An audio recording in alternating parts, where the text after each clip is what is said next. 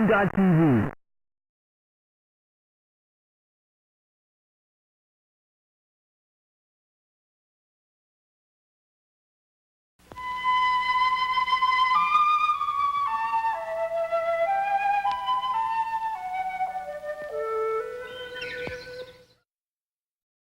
Cthulhu, creature number 31, is described as a fire and ice demon that seems reluctant to fight. Well, it certainly doesn't seem very reluctant to me. Well, hello once again and welcome back to Nathan Plays Castlevania Symphony of the Night. My name is Nathan and this is Castlevania for the Sony PlayStation. In the previous episode, whatever happened, it's been ever so long, we explored the Colosseum, as I recall. We discovered the disturbing truth that Richter Belmont believes that he is now the lord of this castle. And we got the Soul of Mist, which allows us to transform into a vampiric mist and go to some previously inaccessible places. Now, we left off in a new area in the library that we had not explored before, in sort of the back area of the library. Now, let's continue. Let's see what happens in here. First of all, I swapped my blood cloak back out for the crystal cloak, just because the extra hearts weren't really doing a lot for me. And I like the crystal cloak. I think it's cool. Now, this room does need to be approached with some caution. We can use the shield rod in order to get a little bit of a damage boost and offense up. Otherwise, as you recall, those skeleton fellows, the Durons, take an extra hit. We want to be able to one-shot everybody.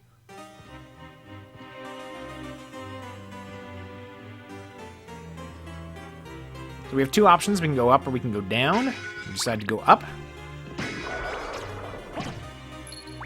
Take out some of these little guys here. If you don't take them out fairly quickly, they can get away on you, and the situation can go south real quick. They don't look... Ordinarily, the Flea Man by himself doesn't do a ton of damage, but with an axe, he surely does.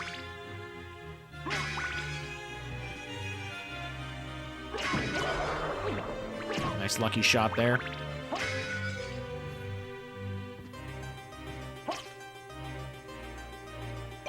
And from that candle flame, we find a stone mask. We're going to check out the description here. As soon as we find the place where head parts go. Oh yeah, there we go. Okay, it's an ancient ceremonial stone mask. It has a slight increase to intelligence, which is nice, and that, as you recall, governs our MP restoration rate. So we're going to put that on. And one thing I did forget to talk about is Soul Steal, which is a move that we pulled off last time. And you can see it has a pretty complicated input there, and it does take 50 magic points, so it's not something that you can do for the first portion of the game. And what that does is hit everything on the screen and then convert those hits into 8 points of health. So if there are a lot of things on the screen, including secret passages, it will hit them, convert them to health, and send that back to you. Now we're going to hit up this pretty obvious secret passage that's right there. The secret passages I meant earlier are breakable passages. We picked up a new weapon, as well as the Topaz Circlet, reduces HP by poison damage. We'll throw that on. Sure, whatever. Being poisoned kind of sucks. Now, the Holy Rod looks like it has worse stats than the Shield Rod, and by default it does. However, the Holy Rod, in addition to making a mildly annoying noise, you can see that's the back to forward and attack there, gives an extra sparkle. The Holy Rod does holy damage, which actually turns out to be much more useful for a lot of things in this castle. Basically anything evil or undead, which is most things, like evil as in like demonic or whatever. Any of those things will take extra damage from the Holy Rod, much more so than the Shield Rod by itself. And a lot of the time it is my preferred weapon to move around in this nasty environment. Now we have a little bit of a mid-boss here. You can see he takes 53 damage just by himself, whereas we were rolling 28s on those axe men before. I'm going to throw the Shield Rod back on just to show the contrast here. 33, and yeah, there's 28. But if we equip the Holy Rod, we get that extra damage. We one-shot the ectoplasms. Unfortunately, he can't be hit while he's doing his cool Rainbow Bridge move. So we just gotta wait him out.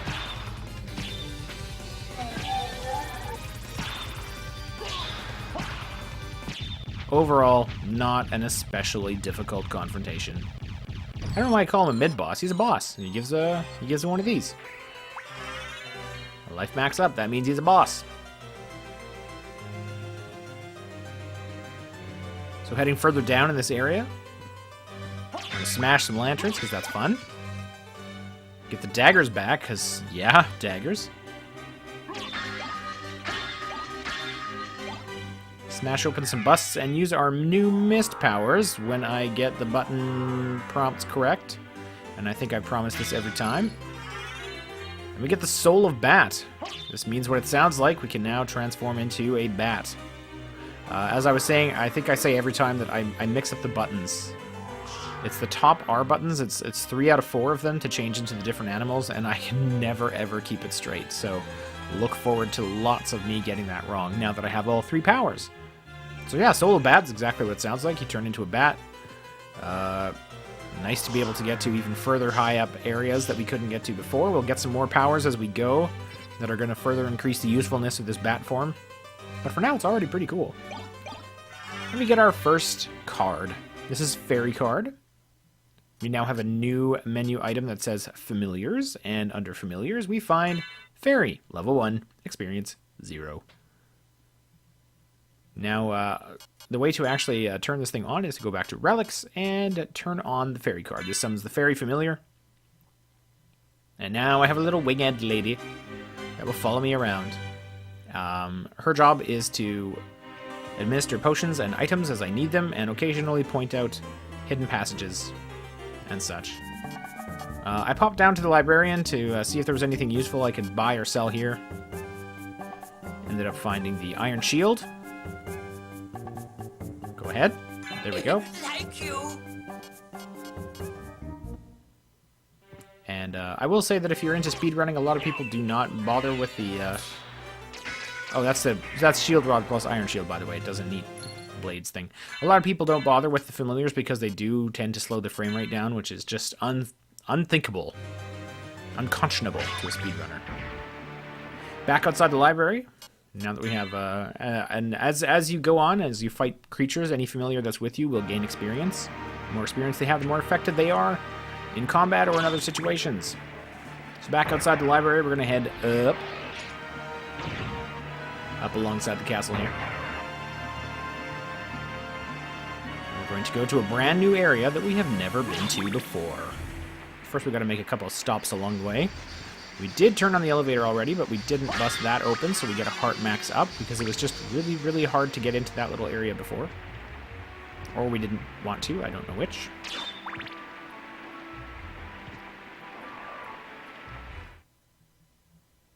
Through that door is the fast travel station.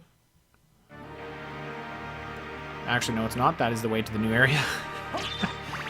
I know things. I know things about video games. It's fine. Up here is a save point that we are going to gladly take.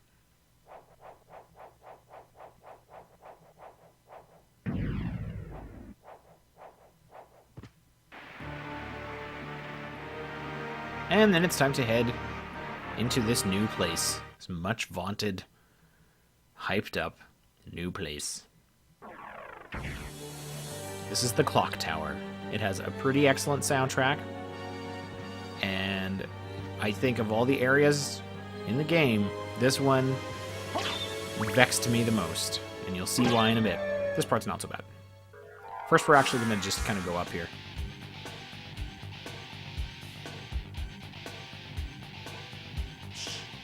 And check out this little hidden room here. It's got the Fire of Bat. It's pretty cool. So now when we turn into a bat, we can shoot fireballs. They do take a little chunk of MP every time, so that will cut your flight time down a little bit. So when you first come into Clock Tower area, you're gonna like, oh, I'll cross that bridge. No, I won't. I get dropped into this pit with a gigantic flaming skull. Fortunately, 2 hits with the Holy Rod and they're down, so not so scary. And then you get to go around, climb back up, and try again. Thank goodness the parts that fall stay fallen, and so, you know, fool me once kind of thing. So I'm going to try to avoid them from now on. You can sort of hop on them. You have just a moment to be able to jump again as you land before they break away beneath you. This guy's kind of cool. He's got sort of a crazy long, I don't know, flail, I guess that is, or a morning star, I'm not sure. And up here we have a couple of new items. Let's check them out. There was the Bekatoa. It's a plain, easy-to-use war sword. Slightly more damage, and pretty straightforward attack style. But we're going to stick with the Holy Rod for now. So we'll just put that back on. We also found... Oh, where did I get this? Felt hat? Like a toque? Cool. Okay. We got the ice mail here, which is strong versus ice-based attacks, and actually slightly nicer than the armor we were wearing anyway, so we'll just throw that on. Just in case. I'm keeping that toque on. That's awesome. And we got the Shaman Shield. Shaman Shield is a shield used in magic rituals, and it's a nice defense on there. So we'll keep that going too. And so just for the sake of wondering, we are going to see what the Shield Rod and Shaman Shield do together. Summon sort of a horrifying goat thing. And gives me intelligence up. Alright, that's cool. But we're going to go back to the Holy Rod for now.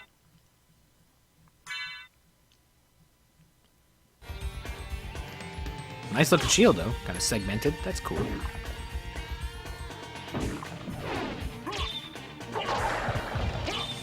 Flail guard. So it was a flail. Haha! I was right.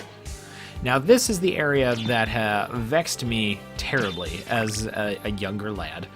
As you can see, there are a lot of Medusas coming through. The yellow ones will turn you to stone and knock you around. There's water at the bottom, which is extremely painful to you at this point. Well, extremely. It's not great. Extremely is mainly an overstatement. There's just a lot of moving things, a lot to keep track of. I stepped out here because I couldn't remember if there was anything on this podium or not, and there's not. Grab my daggers back. Just about lost those.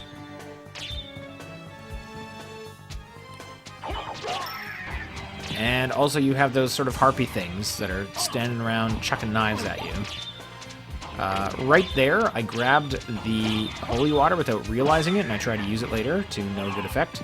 And there's one extra challenge to undertake here in this area. Sprinkled throughout the next few rooms are these gears. You have to hit them a random number of times.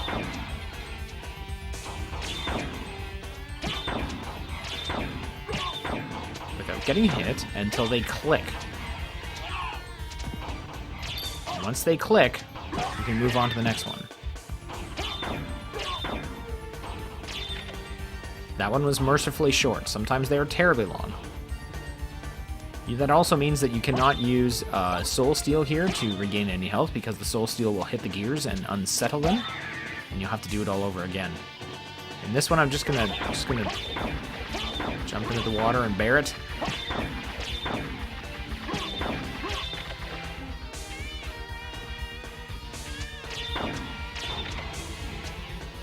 Is there another one further up? I never remember. There's just 4. Yeah, there's just 4. Okay. So once you have gone through this screen and the previous screen, hit all 4 gears until they click. This area in the open bottom left opens up. There was a gate there before. It's gone now. Steel plate, gold helm, and Starflail. So Starflail, flail with spiked balls. Looks kind of neat. We'll show it off there. Little bit of extra damage. Good range. It's nice. Several of the weapons have if you hit back and forward and then attack in quick succession, they'll do a little bit extra damage. That's one of them. This is a standard adventurer's helm. Well, I guess we'll throw it on. Goodbye, Tuke. You had a good run. We loved you, and now you're gone. Gold breastplate. 5 extra points of defense. That is excellent. Hopefully it's not pure gold, because that is very soft and not useful as armor. I'm sure it's some sort of alloy or whatever. Anyway, heading further up. We're going to make our way through this nonsense. We're going to get a level up, which is excellent. And we're going to find us a secret. There is something funny about this wall. Yes. Thank you, Fairy. I got that. Thank you. Here we have sort of a back area with some more axe-wielding flea men. Lots of money. And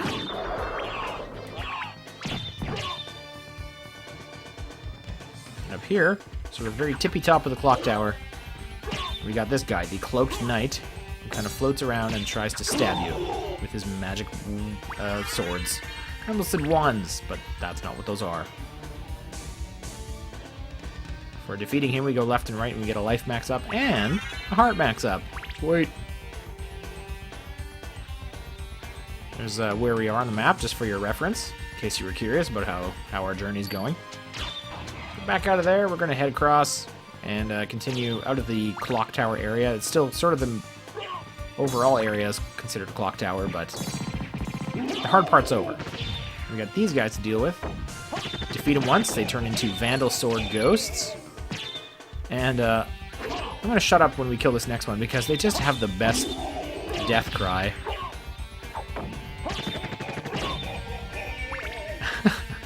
That laugh, that arrogant, prideful laugh, and then the like, how could you do this? That's awesome.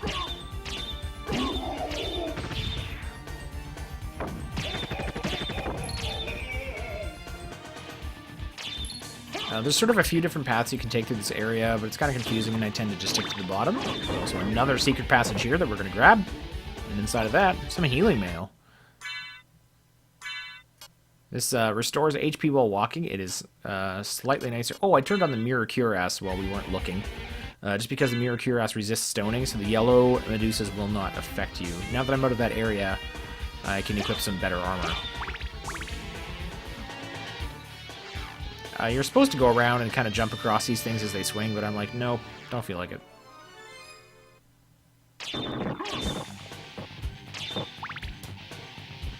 Some TNT. It's dynamite. As well as a shuriken, or throwing star. And another boss. Not too terribly. He did 3 damage there with his big wing attack.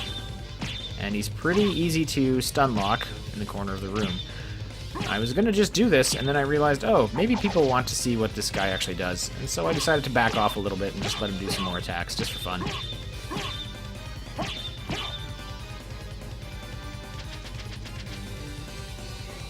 Summons crows, throws them at you. Neat. Those do a little more damage, 11. Summons lightning balls, shoots those at you. Annoying.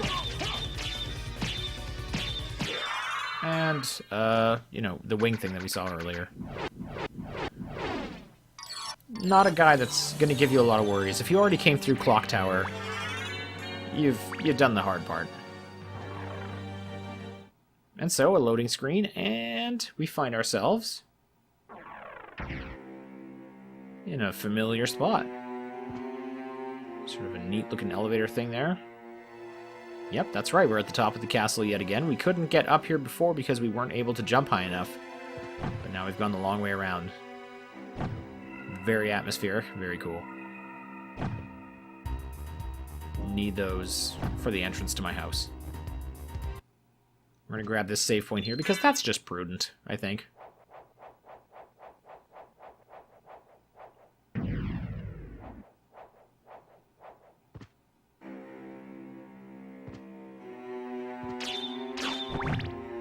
Climb up a little bit further. And grab ourselves a Falchion. I mean, we'll check it out, just for the sake of, you know, seeing what it looks like. It's a Norman curved sword.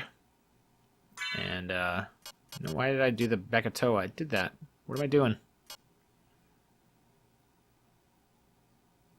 Just apparently getting super confused here. I'm recording this narration well after I'd made this footage, and so I'm actually not really sure 100% what I was thinking right now. Shield Rod is back on for some reason. Okay, cool. We're going to go with that. Oh, I think I know why. Again, just like when we came into Clock Tower, we're just going to use our bat form to take a little detour in this spooky, spooky place. Now, you might have recognized the bottom of that staircase as actually where we started the game in the prologue. That's right, we're back to that spot. Except the staircase is broken, so unless you have the bat power, or trickery, You can't go any further. So this is kind of a progress gate in that way. We just got a ghost card. Summons Ghost Familiar. And he's a cheerful little fella who follows you around, and for the first many levels of his existence doesn't really do a whole lot. He'll kind of hover over guys and sort of do this little magic attack that does a bit of damage. Get him to a high enough level, though, of experience, and he soul steals. He also gets confused when you turn into a bat, and he gets little question marks and he flies away. Comes back when you turn back to your normal self. So yeah, he soul steals at a high enough level and sends the HP and the savings back to you. But it's kind of annoying to get him all the way up there, and it's not a thing that I really do. So yeah, with Soul of Bat, we're able to climb, get to the top of the stairs, which are mostly missing. We're going to take one more detour here because that's fun. Or is it? The answer is no, because these guys show up, and they're annoying. And if they hit you, they knock you out of your bat form, and you fall a long way.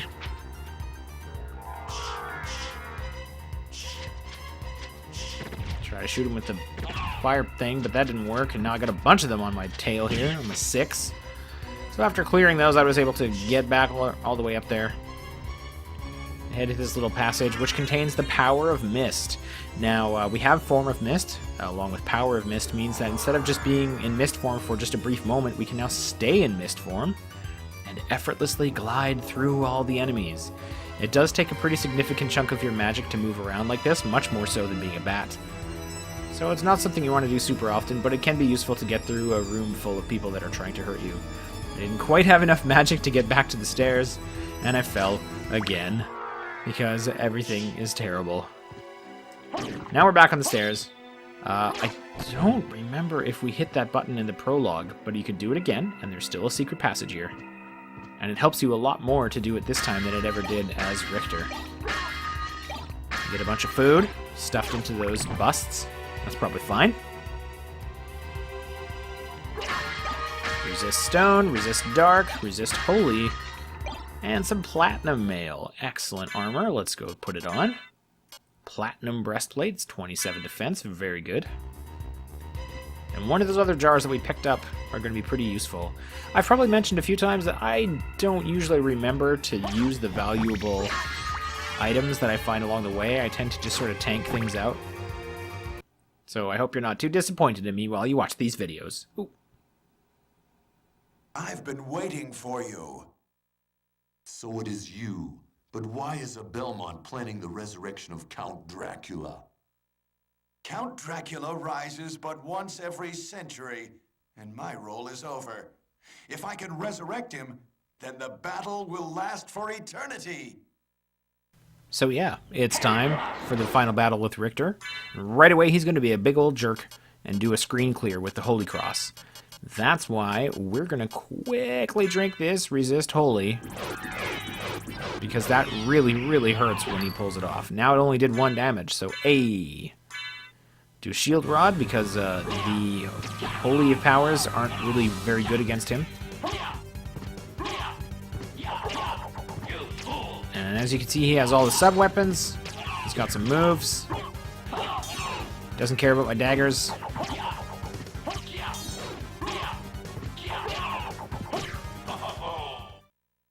Magnificent! But now feel my unbridled wrath.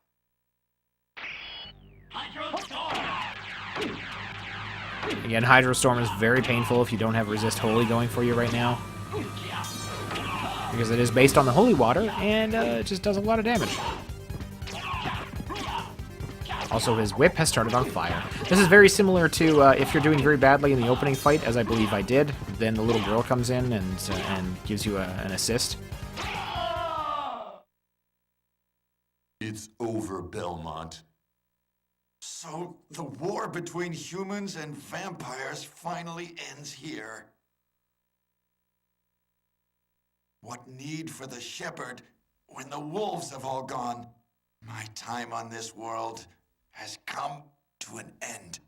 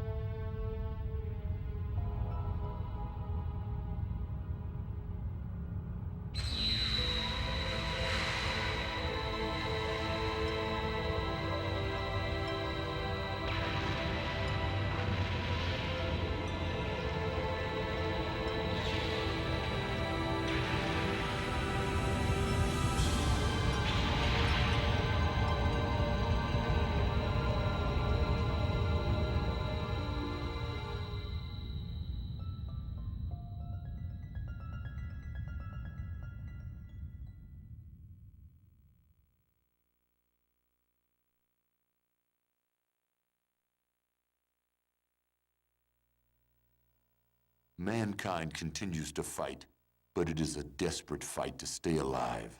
I suppose that he chose a life of warfare, since that was the only way he knew.